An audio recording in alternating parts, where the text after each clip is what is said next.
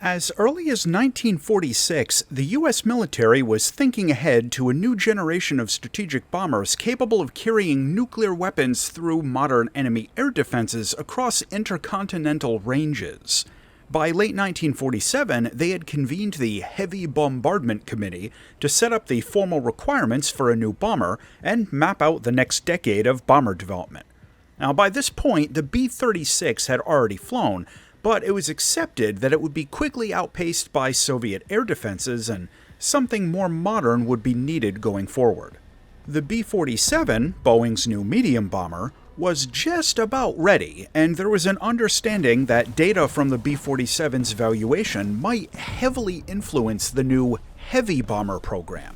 There was also an enormous amount of drama that I'm skipping over here for the sake of time, dealing with the contract negotiations with Boeing, the status of the YB-49 flying wing bomber, and debate if the new long-range heavy bomber would need to use turboprops to achieve intercontinental range, or if jet technology would mature quickly enough for it. Long story short, Boeing's final design used swept wings and 8 jet engines, along with an enormous load of internal fuel. The new jet, named B-52 Stratofortress, had a large number of innovations for its day, including highly flexible wings, an all-moving tail, a gigantic bomb load, and an electronic avionics package that was state-of-the-art for the early 1950s, but suffered serious problems before upgrades in the 1960s. The introduction of the B-52 in 1955 caused a lot of integration challenges for the U.S. Air Force. Ground and aircrew training ended up being a lot more time-consuming than expected. The excessive weight of the plane caused damage to taxiways. There were constant complaints from the air crews about the jet's environmental controls, and the maintenance demands for it stretched supply chains to the limit. However, when it was in the air in its intended role, the B-52 was simply unmatched for its time. Over the years, as the jet was upgraded and new versions were produced, the vast majority of the problems were addressed, and it continues to fly in active service even into the 2020s, with no replacement or phase-out anywhere in sight. Now, I can't believe I get to say this, but what we get in War Thunder is the B-52H, a long-range jet bomber in Rank 6 of the American Air Tree at Battle Rating 8.7. This was a prize from the 2026 Nuclear Thunder event. The jet gets a ballistics computer, has a built-in low-resolution thermal imager, and a radar warning receiver that tracks E through J bands. It's also got over 1,000 chaff pops and 192 flares, so no shortage of countermeasures on the B-52. However, as of making this video, neither its forward radar nor its gun turret radar are functional, even though both of those modules are modeled internally on the plane. The defensive armament is a 20mm M61A1 cannon mounted in the tail. It's got a 50-degree field of fire in every direction, along with an absurd level of firepower.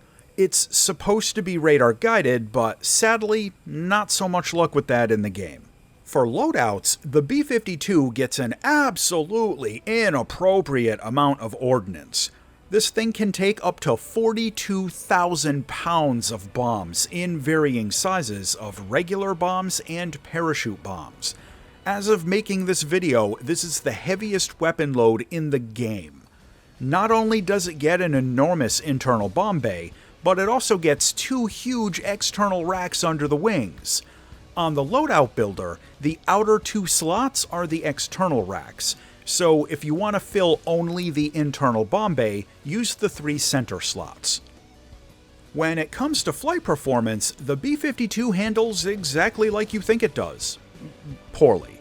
But remember, this is an intercontinental jet bomber, not a tactical strike jet or something, so qualities like low-speed handling and defensive maneuvering agility weren't even considered when this thing was originally being designed. With that said, the jet does its job pretty well. Its job, of course, is to fly at super high altitude in a straight line towards its target and drop bombs. Among large bombers, its rate of climb is decent and it's actually pretty fast. The acceleration is significantly better than earlier prop bombers, but it doesn't quite keep up with the B-56. And although its top speed is good enough, it is still a subsonic plane, obviously. As for the B-52's turn performance and agility, well, maybe don't? This isn't exactly a fighter, and as of making this review, it's the largest, heaviest plane in the game, so don't expect much out of it in terms of, maneuvering and low-speed handling. The other important thing to know is that, believe it or not, this plane can sometimes have serious trouble controlling its airspeed in a dive or even just a regular descent. It's got air brakes, which help, but even on 0% throttle, it bleeds speed very poorly unless you're doing some pretty aggressive horizontal turns. This can be risky though, since the controllability gets difficult at slow crawl speeds, and the engine response isn't really that great in a big plane like this. Not a huge problem, just something to keep in mind, especially when you're going back to land after doing a sortie. Now, when you take the B-52H into air battles, try to remember up front that this thing is absolutely off-meta. It ends up being highly vulnerable to interception at its BR by stuff like the MiG-21 F-13, the Lightning F-6, the Chinese F-104A, the Vautour 2N, or basically any air-to-air Nord missile carriers. You're gonna get shot down in this thing a lot. So get used to that, it's normal, and there won't be a whole lot you can do about it. The plane's only defensive gun is in the back of the tail, so unless somebody slots in directly behind you at short range, you won't really be able to defend yourself very well. This means that you have to rely mostly on positioning to avoid getting wrecked. In no particular order, the first primary mission profile is to try executing a shallow dive to cut in ahead and below of your teammates to smack a base before getting shot down. That can work, but it is usually a suicide move. Second, you can try side climbing to space.